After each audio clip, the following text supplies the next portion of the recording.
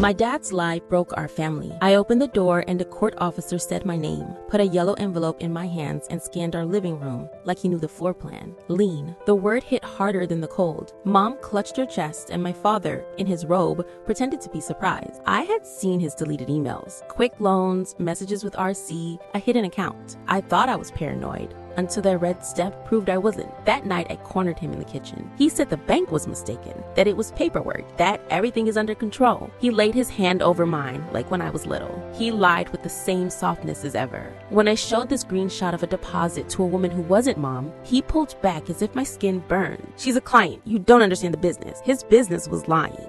The lean blew everything open. Aunt Wassa called in tears. Dad had asked her for money for Mom's surgery. Mom, healthy, listened to the audio my aunt saved. Dad's voice was sweet and calculated. My brother confessed Dad took him to a gym on Saturdays to cover his absences. I remembered Sundays he made me swear not to say he slept in the car because he needed to think. Thinking was his alibi. I went to find RC with the invoice in my hand. Rebecca. She lived in an apartment paid by my father with a 4-year-old boy who had his frown. Rebecca looked at me with shame and annoyance. He said he was separated and that you approved. I was used as emotional collateral. I left on shaking legs, hearing the child ask, "Is Dad coming?" I came back and gathered Mom and my brother together. I told them everything, from late payments to the secret rent. Mom tightened her jaw. She didn't cry. "We will talk to him, the 3 of us." That 3 of us strained me up. We prepared evidence, statements, screenshots, my aunt's audio, the photo. When Dad arrived, he wore his calm smile. It vanished with page 1. He denied it flatly, that Rebecca blackmailed him, that the child wasn't his. Then he switched. Yes, he helped her out of charity. Yes, he took loans for an investment. Yes, he hid it to not worry us. No, he would never betray us. His yeses and nos were cricket bakes. I asked him to look at the photo once. He stared a second too long. That second broke us. We didn't shout at him. We told him to leave that night. He begged for one last chance, as if it were a stage he could sweep after the show. He opened a toolbox and pulled bills. It was our emergency fund. We kept it.